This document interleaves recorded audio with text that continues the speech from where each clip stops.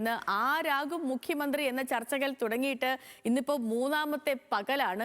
ഈ പകലിലും ഒരു തീരുമാനം ഉണ്ടാകുമോ ഇല്ലയോ എന്ന കാര്യം അറിയില്ല. പക്ഷേ ഉണ്ടാക്കാനാണ് ഹൈക്കമാൻഡിന്റെ ഒക്കെ ഒരു തീരുമാനം. അതിന്റെ ഭാഗമായിട്ടാണ് നിയമസഭാ കക്ഷി യോഗം ഇന്ന് ചേരുന്നത്.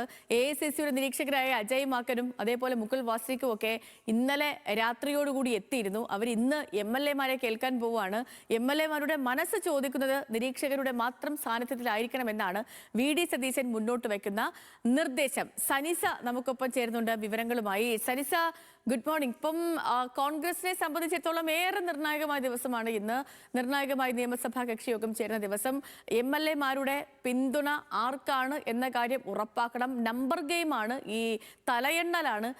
എന്താണിപ്പോൾ നമുക്ക് മനസ്സിലാക്കാൻ കഴിയുന്ന കാര്യം? എല്ലാ ക്യാമ്പുകളും തികഞ്ഞ ആത്മവിശ്വാസത്തിലാണ്. മുകുൾ വാസ്നിക്കും അതേപോലെ തന്നെ അജയ് മാക്കനും രണ്ടുപേരും കേരളത്തെ വളരെ നന്നായി അറിയാവുന്ന, കേരളത്തിന്റെ ചുമതല വഹിച്ചിരുന്ന നേതാക്കൾ, മുകുൾ വാസ്നിക് പ്രത്യേകിച്ചും. അപ്പോൾ അതുകൊണ്ട് തന്നെ ഇന്നത്തെ ഈ ഒരു ദിവസം എത്ര കണ്ട് നിർണായകം?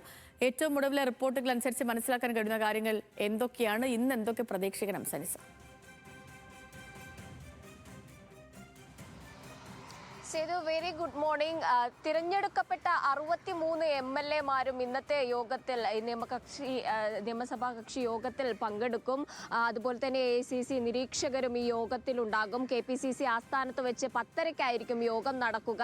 മൂന്നിലാര് എന്ന ചോദ്യം തന്നെയാണ് ഈ ഒരു ദിവസം നമുക്ക് ഏറ്റവും പ്രധാനപ്പെട്ടതായിട്ട് പറയാനുള്ളത്. ബഹുഭൂരിപക്ഷത്തിൽ UDF വിജയത്തിലെത്തിയതിനു ശേഷം മൂന്നിലാരായിരിക്കും മുഖ്യമന്ത്രി പദത്തിലേക്ക് എത്തുക എന്ന ചോദ്യം തന്നെയായിരുന്നു മുന്നോട്ട് വന്നത്. ഇതിൽ 3 പേർക്കും ഒരേ പോലെ തന്നെ പ്രാധാന്യമുണ്ട് എന്നതാണ് ഇതിലെ ഒരു പ്രത്യേകത. കൂടാതെ തന്നെ നമുക്ക് പറയാൻ കഴിയുന്നത്, ഈ MLA-മാർ പറയുന്നത്, ഈ MLA-മാരെ AICC നിരീക്ഷകർ കേൾക്കും, പ്രത്യേകമായിട്ട് അവരെ കേൾക്കുന്നതായിരിക്കും. കൂടാതെ തന്നെ ദീപാദാസ് മുൻഷിയെ ഹൈക്കമാൻഡിൽ ഉള്ളത് കൊണ്ട് തന്നെ നിരീക്ഷകരുടെ സ്ഥാനത്ത് നിന്ന് ഒഴിവാക്കണമെന്ന് VD സതീശൻ മുന്നേ തന്നെ പറഞ്ഞിട്ടുണ്ടായിരുന്നു. അത് KC വേണുഗോപാലിന് കൂടുതൽ പ്രാധാന്യം നൽകുമെന്ന ഒരു പേടി അദ്ദേഹത്തിനുള്ളതായിട്ടാണ് നമുക്ക് മനസ്സിലാക്കാൻ കഴിയുന്നത്. കൂടാതെ തന്നെ ഇതിൽ ഏറ്റവും എടുത്തു പറയേണ്ടത്, ഈ MLA-മാരുടെ മാത്രം തീരുമാനമല്ല, അവരുടെ മാത്രം അഭിപ്രായമല്ല, ജനപിന്തുണ ആർക്കാണ്, കൂടാതെ തന്നെ ഘടകകക്ഷികൾ നൽകുന്ന മുൻതൂക്കം ആർക്കാണ്, കൂടാതെ മറ്റ് കാര്യങ്ങളും നയിക്കാനുള്ള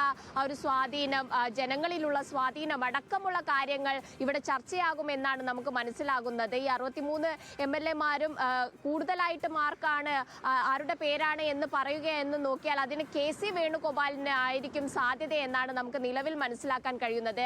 MLA-മാരുടെ സപ്പോർട്ട് കൂടുതലായിട്ടും കിട്ടാൻ പോകുന്നത് KC വേണുഗോപാലിനായിരിക്കും. കൂടാതെ തന്നെ അദ്ദേഹം ദേശീയ നേതൃത്വത്തിൽ നിന്നൊക്കെ, ഓർഗനൈസിംഗ് സെക്രട്ടറി സ്ഥാനത്തിൽ നിന്നൊക്കെ അദ്ദേഹം തിരിച്ച് കേരളത്തിലേക്ക് അദ്ദേഹത്തിന്റെ രാഷ്ട്രീയ ഭാവി പറിച്ചു തടയേണ്ട ഒരു സമയമാണ്.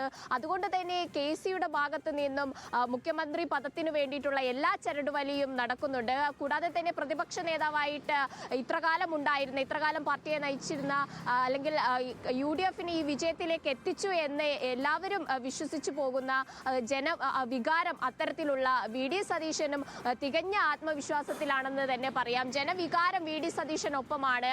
ജനങ്ങൾ ഈ വിജയത്തിന് പിന്നിൽ VD തന്നെയാണെന്നാണ് വിശ്വസിക്കുന്നത്. അപ്പോൾ മറ്റൊരു തരത്തിൽ KC-ക്ക് മുഖ്യമന്ത്രി പദം പോകുകയാണെങ്കിൽ അത് എന്തായാലും ജനവികാരത്തിനെതിരായിരിക്കുമെന്ന ഒരു പേടി കോൺഗ്രസിലുണ്ട്. അതുകൊണ്ട് തന്നെ VD-ക്ക് അത് ഗുണം ചെയ്യുമെന്നാണ് മനസ്സിലാക്കാൻ കഴിയുന്നത്. കൂടാതെ മുതിർന്ന വ്യക്തിയാണ് താൻ എന്നത് ചെന്നിത്തല വ്യക്തമാക്കിയിരുന്നു. ഉമ്മൻചാണ്ടി സർക്കാർ ഭരണത്തിൽ വരുന്ന സമയത്ത് ഉമ്മൻചാണ്ടിയെ നിർദ്ദേശിച്ചത് താനാണ്, അദ്ദേഹത്തിന്റെ സീനിയോറിറ്റി കൊണ്ട് എന്ന് അദ്ദേഹത്തിന്റെ പ്രസ്താവന തന്നെ ഉണ്ടായിരുന്നു. സീനിയോറിറ്റിയാണ് രമേശ് ചെന്നിത്തലയ്ക്ക് നൽകുന്ന പ്രാധാന്യം. ഇന്ന് 63 MLA-മാരെയും ഈ AICC നിരീക്ഷകർ ഈ നേതാക്കളെയൊക്കെ ഒറ്റയ്ക്ക് കാണണം, അല്ലെങ്കിൽ MLA-മാരെ ഒറ്റയ്ക്ക് കാണണമെന്നൊരു നിർദ്ദേശം VD പക്ഷം മുന്നോട്ട് വച്ചിട്ടുണ്ടല്ലോ. അതിനൊപ്പം തന്നെ ദീപാദാസ് മുൻഷിയെ പങ്കെടുപ്പിക്കരുത് എന്ന കാര്യം കൂടി പറഞ്ഞിട്ടുണ്ട്. അത് അംഗീകരിക്കാനുള്ള സാധ്യത എത്രത്തോളമാണ്? അത് അംഗീകരിക്കാനുള്ള സാധ്യത ഉണ്ടെന്ന് തന്നെയാണ് നമുക്ക് മനസ്സിലാക്കാൻ കഴിയുന്നത്. കാരണം സുതാര്യമായ ഒരു രീതിയിലായിരിക്കണം ഈ മുഖ്യമന്ത്രി പദത്തിലേക്ക് ആളെ തിരഞ്ഞെടുക്കുന്നത് എന്ന് കോൺഗ്രസ് വ്യക്തമാക്കിയിട്ടുണ്ട്. കാരണം മൂന്നിലാര് എന്ന ചോദ്യം വരുമ്പോൾ തന്നെ അവിടെ പ്രശ്നങ്ങൾ ഉണ്ടാകുമോ എന്നതടക്കമുള്ള കാര്യങ്ങളുണ്ട്. കൂടാതെ തന്നെ ഈ മൂന്നിൽ ഒരാളെ തിരഞ്ഞെടുത്തതിന് ശേഷം ദേശീയ തലത്തിൽ ഈ 3 പേരെയും ഒരാളെ തിരഞ്ഞെടുക്കുമ്പോൾ എന്തായാലും പ്രശ്നങ്ങൾക്ക് സാധ്യതയുണ്ട്. അതുകൊണ്ട് പ്രസിഡന്റിന്റെ സ്ഥാനത്ത്, KPCC പ്രസിഡന്റിന്റെ സാന്നിധ്യത്തിൽ ഡൽഹിയിൽ വെച്ച് ഒരാളെ തിരഞ്ഞെടുത്തതിന് ശേഷം മറ്റൊരു യോഗം ചേരണം എന്ന തരത്തിലുള്ള തീരുമാനമൊക്കെ കോൺഗ്രസിൽ നിലനിൽക്കുന്ന ഒരു സാഹചര്യമാണ് നിലവിലുള്ളത് എന്ന് തന്നെ പറയാം.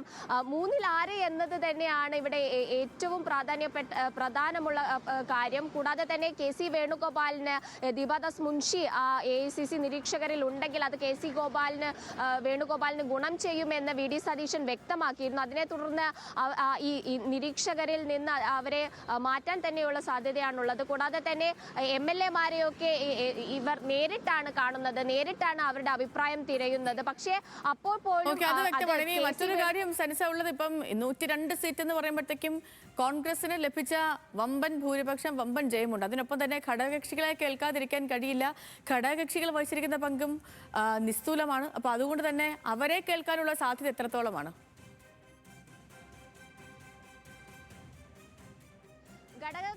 ഘടകകക്ഷികളുടെയും പിന്തുണ ഇതിൽ പ്രധാനപ്പെട്ടതാണ്. അവരുടെ തീരുമാനം കൂടി പരിഗണിക്കുന്നതായിരിക്കും.